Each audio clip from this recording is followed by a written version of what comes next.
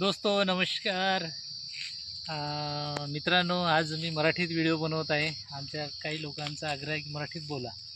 तर आम्ही आज जंगल सफारीला निघालो आणि एका गावाच्या शेजारला आम्हाला एक बहाव्याचं जे झाड मिळालं आहे। आणि हा बहावा कशासाठी उपयोगात येतो मित्रांनो, खूप औषधीयुक्त पौधा आहे हा। आणि याचा अनेक आजारावरती आमच्या खेडे भागामध्ये अनेक हकीम वेगवेगळ्या बिमारीवरती ह्या झाडाचे औषधी तयार करून देतात मित्रांनो। ह्या झाडाची जी शेंग आहे, शेंगाची पण औषधी तयार होते। ह्या झाडाचे पानं आहेत, पानाचं पण औषधी तयार होते आणि फुलाची पण औषधी तयार होते। तर मी आज तुम्हाला दाखवणार आहे ह्या झाडाची शेंग कशी असते, तिचे फुलं कसे असतात आणि पान कसे असतात आणि झाड कसं ओळखायचं। तर आपण जवळ जाऊया। तर मित्रांनो, मी तुम्हाला दाखवतो, ही एक शेंग लागलेली आहे। ही शेंग दिसते ना, ही बघा, ही शेंग ही तुटली वाढलेली शेंग आहे आणि एक शेंग इथं पडली आहे मित्रांनो। ह्या बहाव्याच्या शेंगा आहेत, बघू शकता आपण। बहाव्याची शेंग ओळखायला सोपं आहे, खूप लांब असतात ह्या आणि आता ही वाढलेली आहे मित्रांनो। तर ह्या शेंगाची जी औषध आहे, आपण एक शेंग फोडूया। ह्या झाडाची शेंग आहे, ही शेंग आपण फोडून घेऊया। तिचं का खायचं तर दाखव बेटा। तर मित्रांनो, लक्षात घ्या,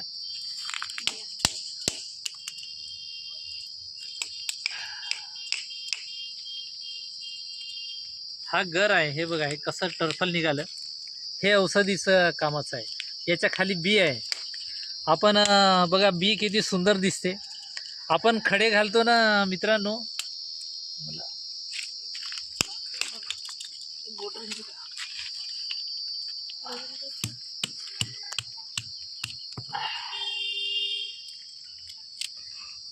नक्की आवर्जून हा व्हिडिओ बघा मित्रांनो। हे कसे कप्पे कप्पे आहेत, हे जे काळे काळे निघत आहेत, हा शेंगातील गाभा आहे। याला आपण गर म्हणतो, आमच्या इकडे याला खेड्यामध्ये गाभा म्हणतात।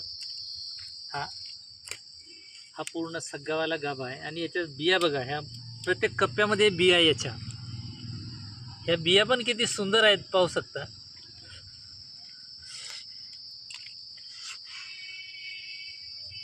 ह्या आपण अशा अंगठी जरी घातलो तरी दिसायला खूप सुंदर दिसतील ह्या बिया।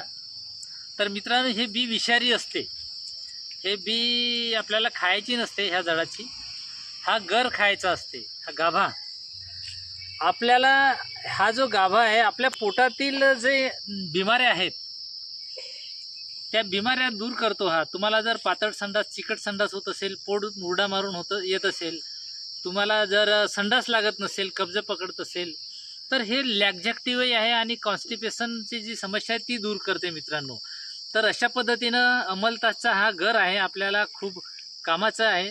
जो नेहमी पोटाच्या आजाराने ग्रस्त असेल, ज्याला कॉन्स्टिपेशनची शिकायत असेल, त्याला संडास होत नसेल, तर आपण ह्या झाडाचा गर हा रात्री जेवल्यानंतर याला आपण 1 ग्लास किंवा अर्धा ग्लास पाण्यामध्ये 10 ग्राम उकळायचा आहे आणि एवढा 10 ग्राम उकळल्यानंतर त्याचा आपण 1 कप तो पाणी प्यायचा आहे जेवण झाल्यानंतर।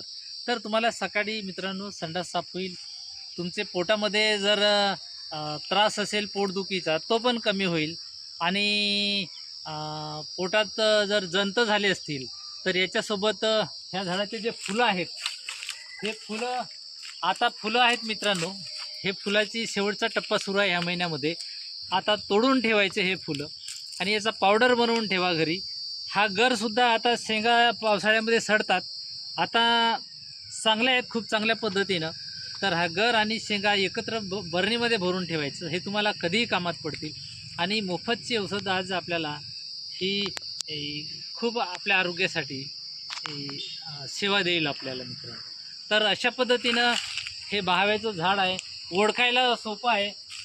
बहाव्याचा फूल जसं आपण याला गोल्डन फ्लावर म्हणतो, झाडही पिवळाच आहे, ओळखायला सोपं आहे।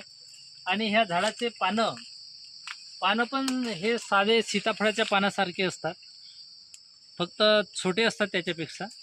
पाहू शकता निमुळते आणि दोन्ही बाजूला ह्या शिरा आहेत ह्या झाडाच्या पानाच्या. दोन्ही बाजूला सारख्या प्रमाणात शिरा आहेत, इकडून आणि मागून सारख्याच दिसतात, इकडे आणि इकडे. तर हा पानसुद्धा ओळखायला सोपं आहे मित्रांनो. अँटी इन्फ्लॅमेटरीसुद्धा गुणधर्म आहे त्याच्यामध्ये. जर तुम्हाला सांध्याची सूजन असेल, वाताचा त्रास असेल, सांध्याची सूजन असेल, तर ह्या झाडाचे पानं आणि हे फुलं, हे फूल आणि पानं याचा जर लेप आपण सांधेदुखीवर लावला तर आपल्या सांध्याची सुद्धा सूजन कमी होते. हा खूप महत्त्वपूर्ण औषधीयुक्त झाड आहे मित्रांनो. आणि तुम्हाला मी परत सांगतो की ह्या झाडाच्या फुलांपासून आपण भाजीसुद्धा तयार करतो. हे रानभाजी म्हणून आमच्या खेड्यामध्ये प्रसिद्ध आहे. रानभाजी म्हणून प्रसिद्ध आहे. फुलं कसे तोडायचे तर एक एक हे फुलं बघू शकता आपण. हे फुलं आहेत आणि हे फुलाच्या पाकळ्या तोडायच्या आहेत मित्रांनो. प्रत्येक एक एक पाकळी तोडायची आहे. हे पाकळी तोडून जमा करायच्या आणि ह्याला उकडायचा.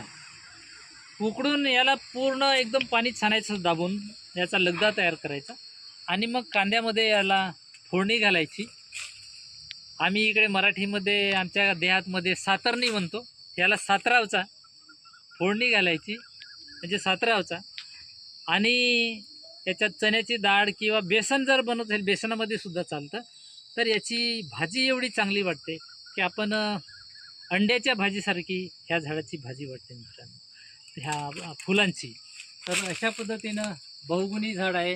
हा स्किन वरती सुद्धा चालतो. ज्याला त्वचा रोगाचा आजार असेल, सोरायसिससारख्या बिमारीवरती ह्या झाडाचे जे फुलं आहेत, ह्या फुलांना वाळवून टाकायचा आणि चालमोगऱ्याच्या तेलामध्ये आपण याचं पावडर त्या चालमोगऱ्याच्या तेलामध्ये मिसळून जर आपण लावलो, ह्या झाडाचे पानं आणि हे एकत्र करून तेलामध्ये पेस्ट करायचं आणि सोरायसिसला लावलं तर त्याच्याने सोरायसिससारखा आजारसुद्धा कमी होतो. हा चर्मरोगावर सुद्धा चालतो.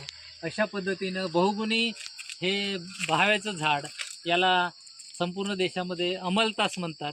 गोल्डन फ्लावर, याचे फुलं पिवळे पिवळे असल्यामुळे याला गोल्डन फ्लावर म्हणतात. आणि हे जे झाड आहे याला पूर्ण देशामध्ये अमलतासच्या नावाने ओळखण्यात येतो. आणि आमच्याकडे आपल्या महाराष्ट्रात याला बहावा म्हणतात. तर असा बहुगुणी झाड हा आपल्या आरोग्यासाठी खूप चांगला झाड आहे. मी आज या झाडाचे फुलं पण तोडतो आणि मी सुद्धा आज याची भाजी खाणार आहे मित्रांनो.